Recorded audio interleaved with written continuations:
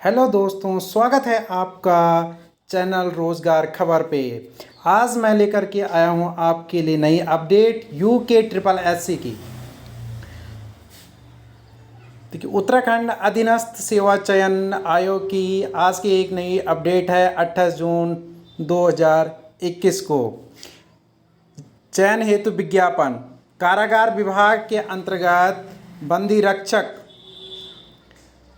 पुरुष बंदी रक्षक के 200 पद और महिला बंदी रक्षक के 13 पद अर्थात कुल मिलाकर 213 रिक्त पदों पर चयन हेतु विज्ञापन। ये विज्ञप्ति है आज की, और इसमें जो विज्ञप्ति की डेट है प्रकाशन की, ये 28 जून है।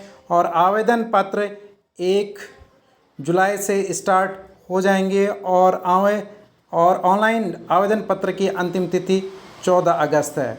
और परीक्षा शुल्क डेबिट कार्ड या नेट बैंकिंग के माध्यम से आप 16 अगस्त 2021 तक फीस जमा कर सकते हैं। और इसके पेपर हो जाएंगे, लिखित परीक्षा का अनुमानित जो समय है माह दिसंबर 2021 में इसके पेपर होने की संभावित तिथि है।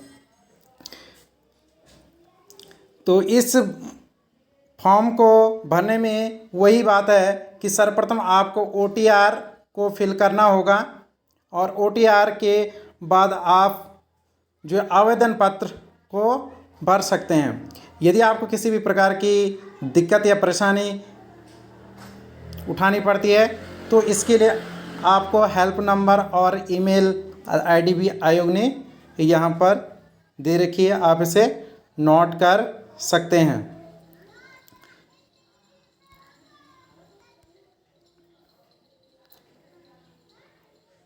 इसमें पुरुष बंदी रक्षक की जो भर्ती है, इसमें कुल 200 पद हैं। कितने पद हैं? 200 पद। और ये जो भर्ती होनी है, ये होनी है कारागार विभाग में। कारागार का मतलब है जेल, यानी जेल में कुछ क्या होते रक्षक होते हैं जिनके लिए बोलते हैं पुरुष बंदी रक्षक। तो इसमें थोड़ा सा सीटों की ओर मैं ले जाता हूँ कि इसमें कितनी सीटें हैं। तो देखो, अनुसूचित जाति की है 38 है, अनुसूचित जनजाति की 8 है, अन्य पिछड़ा वर्ग की 28 है, और आर्थिक रूप से कमज़ोर वर्ग की 20 है, और सामान्य की 106 है, और टोटल हो गई आपकी 200। इसका जो वेतनमान है 19,900 से 63,200, ये लेवल 2 में आता है यह पद। और इसमें आयु सीमा है 21 वर्ष से 35 वर्ष की। इसके लिए अहर्ता इंटरमीडिएट है अथवा उसके समकक्ष घोषित परीक्षा, यदि कोई जो उसके इक्विवेलेंट मानी जाती हो तो वो इसमें ज़रूरी इसकी योग्यता मानी गई है। अब अधिमान अहर्ता है कि यदि 2 विद्यार्थियों के यदि समान जो अंक आते हैं तो जिसकी आयु ज़्यादा होगी उसको ज़्यादा वरीयता दी जाएगी। अब बात करते हैं इसमें मुख्य रूप से फोकस शारीरिक मापदंड। अब देखो, जितने भी बंदी रक्षक होते हैं या गार्ड संबंधित भर्ती हैं, इनके लिए जो शारीरिक दक्षता है वो ज़्यादा इम्पोर्टेंट यानी होती है। तो सामान्य और पिछड़ी जाति, जो क्या पर्वतीय क्षेत्र को छोड़कर सामान्य, पिछड़ी जाति तथा अनुसूचित जाति के अभ्यर्थियों के लिए कितने 1.65 है, और जबकि पर्वतीय क्षेत्र के अभ्यर्थियों के लिए 1.60 सेंटीमीटर है। तथा जो ऊंचाई है अनुसूचित जनजाति के लिए न्यूनतम ऊंचाई 157.5 सेंटीमीटर है, और जो सीना है वो है 78.8 सेंटीमीटर, और फुलाने पर है 83 सेंटीमीटर। आप इसको ध्यान से देख लेना। और अनुसूचित जनजाति के जो अभ्यर्थी हैं तो उनके लिए यह 76.3 सेंटीमीटर से, और कितना है 81.3 सेंटीमीटर, यानी फुलाने पर यानी 81.3 सेंटीमीटर है। और जो उनकी आई साइड है, आँख है, वो 6/6 होनी चाहिए, और दूसरी 6/6 से कम नहीं होनी चाहिए। इसी प्रकार से अन्य अभ्यर्थियों की ये सेम माप है इसकी। इसके अतिरिक्त इसमें जो अन्य वो योग्यता है वो क्या है, अन्य इसमें लिख रखा है कि वर्ण अंधता भोंगापन से पूर्ण रूप से मुक्त होना चाहिए, सटा घुटना, सपाट पैर, बो लेग, वेरिकोस वैन, हकलाना, विकलांगता और अन्य विकृतियां जो समस्या जो बंदी रक्षक की ड्यूटी में किसी भी प्रकार की बाधा उत्पन्न करती हो को अयोग्य माना जाएगा। यानी इस प्रकार की कंडीशन उसकी नहीं होनी चाहिए, नहीं तो वह इस पद के लिए अयोग्य घोषित किया गया है। इसमें जो महत्वपूर्ण पॉइंट है वो है पॉइंट नंबर 3, भर्ती हेतु तो आवेदन करने वाले अभ्यर्थियों की पहले शारीरिक नाप जोख नियमावली के नियम 15 में जो विवरण दे रखा है उसके अनुसार होगी। शारीरिक नाप जोख में अर्ह पाए गए अभ्यर्थियों को ही शारीरिक दक्षता परीक्षा में सम्मिलित होने की अनुमति दी जाएगी। अब जो शारीरिक दक्षता जो परीक्षा है वह 100 अंकों की होगी, जिसमें न्यूनतम अंक 50 अंक प्रत्येक अभ्यर्थी को अनिवार्य रूप से पाना होगा तथा किसी भी आइटम में 50% से कम अंक पाने की दशा में अभ्यर्थी को उसी स्तर पर चयन प्रक्रिया से पृथक कर दिया जाएगा। जिस क्षेत्र में भी वहाँ जिस आइटम में भी उसके 50% मार्क्स नहीं आते हैं, उससे कम रहते हैं, तो उसे सीधे वहीं पर से उसे बाहर कर दिया जाएगा। यहाँ पर देखिए क्रिकेट थ्रो बॉल जो जिस लेवल से फेंकेगा, जैसे ये 50 मीटर को फेंकेगा तो 10 और 55 में 12, 60 मीटर पे 14, 65 में 16, 70 में 20, इसी प्रकार से ये लंबी कूद की दे रखे। इसी प्रकार से चिन अप यानी बीम खींचने होते हैं इसमें, तो ये भी है। बैठक है इसमें है, दंड बैठक जो होती है। इस प्रकार से आप इनको देख लें, ये पूरी शारीरिक दक्षता के। यदि मैं एक एक चीज़ को पढ़ाऊँगा तो शायद ये वीडियो जो है बहुत ज़्यादा लंबी हो जाएगी, इसलिए वीडियो को ज़्यादा लंबी ना ले जाते हुए आप इसे क्या कर सकते हैं, स्क्रीन शॉट भी ले सकते हैं और आप इसे वेबसाइट में जा कर के भी चेक कर सकते हैं।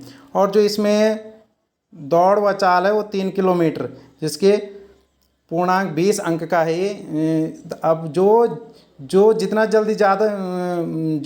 जल्दी वो करेगा उसे उतने ज़्यादा मार्क्स इसमें मिलेंगे। कहने का मतलब जिसकी रेस अच्छी है उसको इसमें ज़्यादा वरीयता दी जाएगी।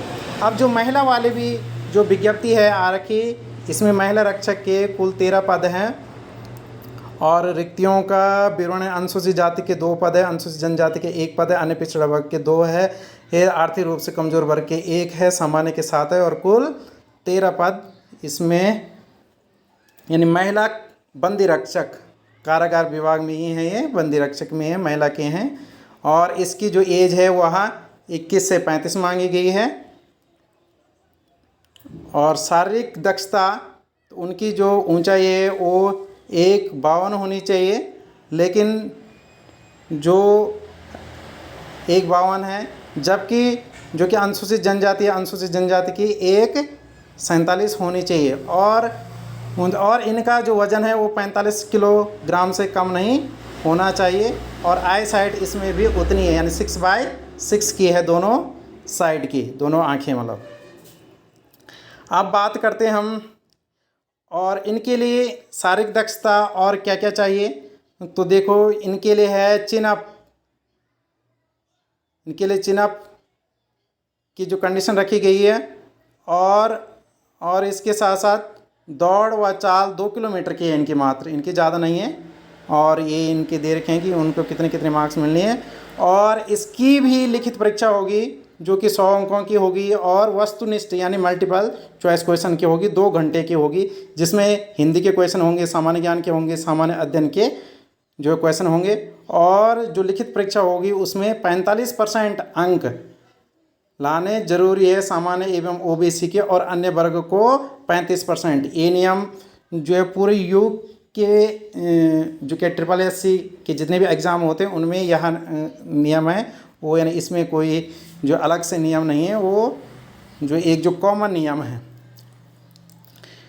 अब बात आती है आयु की गणना 1 जुलाई 2020 को की जाएगी, यानी जो अभी मैंने बताया है आयु कि इसमें कितनी होनी चाहिए आयु, तो उसकी गणना 1 जुलाई 2020 को होनी चाहिए।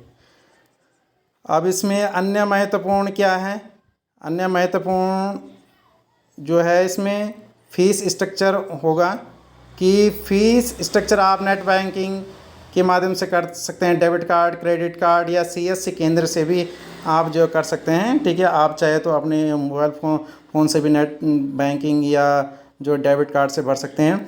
अब फीस जो है कितनी कितनी है इसमें शुल्क देखते हैं। शुल्क की यदि हम बात करेंगे तो जो सामान्य वर्ग है ये जो अनारक्षित जो वर्ग है, ठीक है, अनरिजर्व जिसे कहते हैं, तो उसको 300 रुपये जो प्रति कैंडिडेट के हिसाब से फ़ीस पड़ेगी।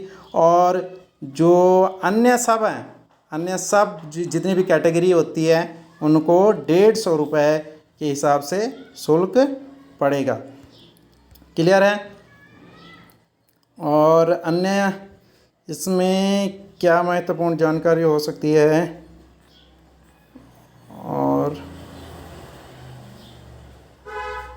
हाँ, दूसरी ये है अंतिम इसमें जो जानकारी है कि यह जो आपका एग्ज़ाम होगा यह आपका दरअसल अभी जो वर्तमान में है वो ऑफलाइन परीक्षा के साथ साथ ऑनलाइन की भी सुविधा कर दी गई, यानी कंप्यूटर बेस्ड टेस्ट की भी तैयारी कर रहा है आयोग। तो यह परीक्षा ऑनलाइन भी हो सकता है और ऑफलाइन भी हो सकता है। अब इसलिए आपको दोनों प्रकार से आपको तैयार रहना है। तो गाइस, आज की वीडियो मैंने आपको जो आयोग का जो नोटिफिकेशन है वह सर्वप्रथम दिया, इसलिए आप जो है मेरी रोज़गार खबर से संतुष्ट होंगे।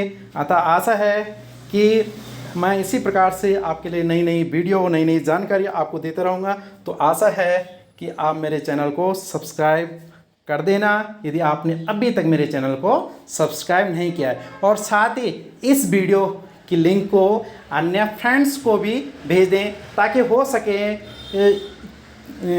कि यदि उनको कहीं से इसकी जानकारी ना हो तो वो भी इसका फॉर्म भर सकें और उनका भी भला हो सके। तो गाइस, थैंक यू।